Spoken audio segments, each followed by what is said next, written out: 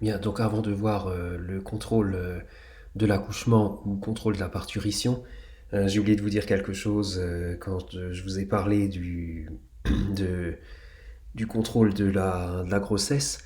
Euh, Au moment de la fécondation a lieu l'expulsion du deuxième globule polaire, hein. Donc en fait, là, c'est au moment de la fécondation que l'ovocyte 2 termine sa méiose, hein. La méiose est achevée au moment de la fécondation, au moment de la pénétration du spermatozoïde dans l'ovocyte 2, hein. Et donc le deuxième globule polaire donc, éjecte les, une- la moitié des chromatides, des chromosomes qui restaient à deux chromatides, hein. Donc c'est la deuxième division de méiose. Alors le premier globule polaire, lui, il ne subit pas de deuxième division de méiose, hein, on est bien d'accord. Donc il n'y a finalement que trois cellules issues de la méiose et non pas quatre comme classiquement. Vous avez l'ovocyte et puis les deux globules polaires. Donc le premier globule polaire qui a été émis au moment de l'ovulation et le deuxième globule polaire qui a été émis au moment de la fécondation. Voilà, donc je ferme la parenthèse. Donc maintenant, on va voir le contrôle de l'accouchement. Alors, il y a deux contrôles et les deux sont liés. On va voir ça par la suite. Donc, une première chose, c'est que si on observe, si on étudie l'évolution de la concentration en prostaglandine dans le plasma et dans le liquide amniotique, on remarque au cours de la grossesse, eh bien, la concentration en prostaglandine augmente, augmente assez fortement, hein, et notamment en fin de grossesse, hein, et plus la dilatation cervicale est importante et plus la sécrétion de prostaglandine est importante. Donc les prostaglandines sont sécrétées par l'utérus à terme. Alors quand je dis dilatation cervicale, ça veut dire dilatation du col de l'utérus.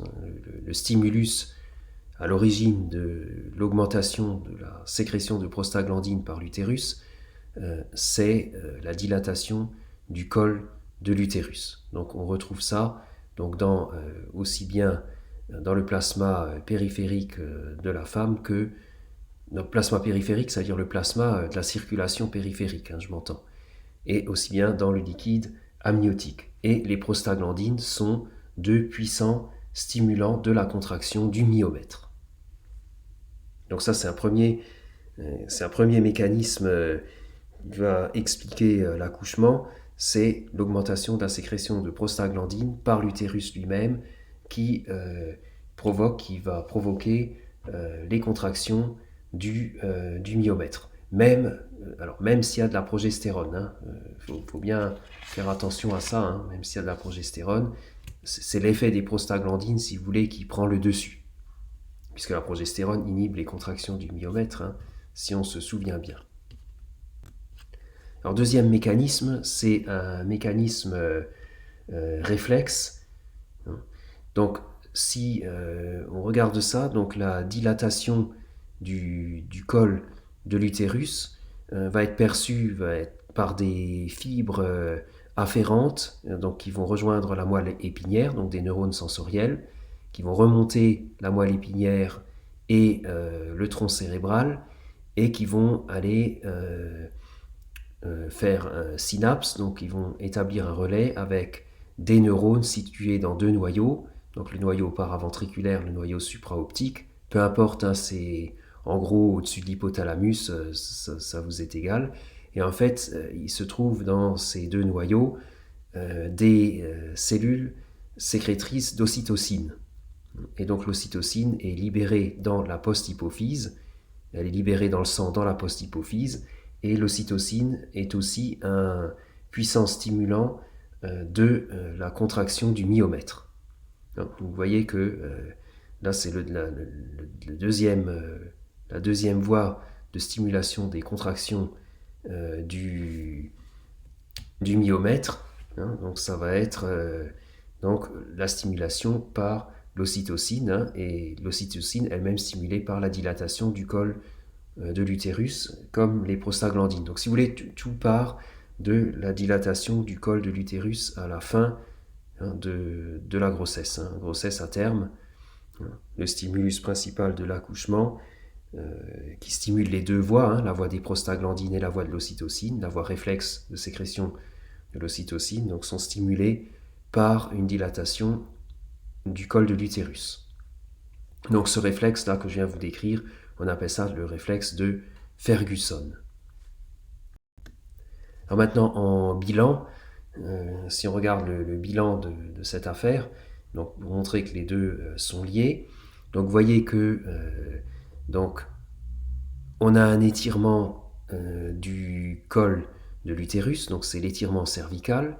Cet étirement cervical donc, va stimuler via les prostaglandines la contraction utérine, et donc la tête fœtale va être refoulée vers le bas, ce qui va encore augmenter l'étirement cervical, qui va stimuler encore plus la production de prostaglandines, etc. Donc il y a une boucle de rétroaction positive, donc des prostaglandines, sur elle-même.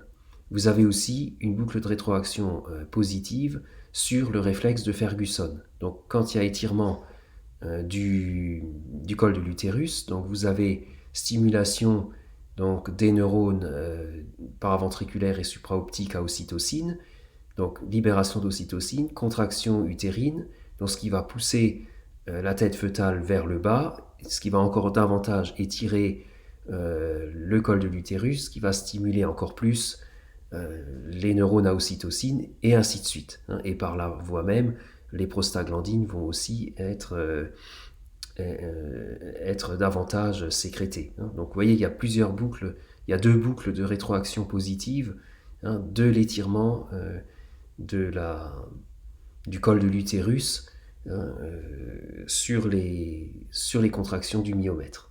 Voilà, j'espère que c'est clair. Bon, le schéma parle de lui-même, c'est déjà pas mal, jusqu'à arriver à la parturition.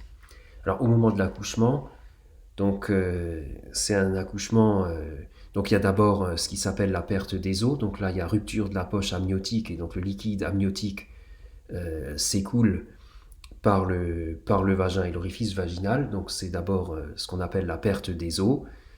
Et ensuite, une fois qu'il y a eu la perte des os, c'est l'accouchement proprement dit, avec l'expulsion du fœtus. Et en même temps, ou légèrement après, il va y avoir expulsion aussi de la partie la plus superficielle de l'endomètre. Donc c'est l'hémorragie qui accompagne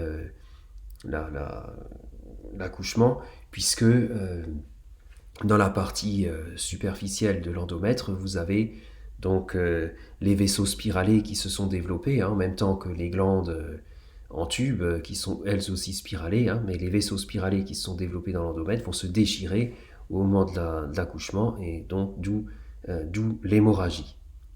Donc c'est un accouchement avec hémorragie, ce qui caractérise aussi bon nombre de primates. C'est pas le cas chez tous les mammifères. Donc là je vous donne les grandes lignes, on verra ça au cours du TP pour les détails. Je ne vais pas rentrer dans les grands détails là ici. Je vous donne, comme je vous ai dit, la base de façon synthétique, ce qu'il vous faut pour répondre aux questions. Après on ira plus loin, plus pointu, pour plutôt des questions de type agrégation.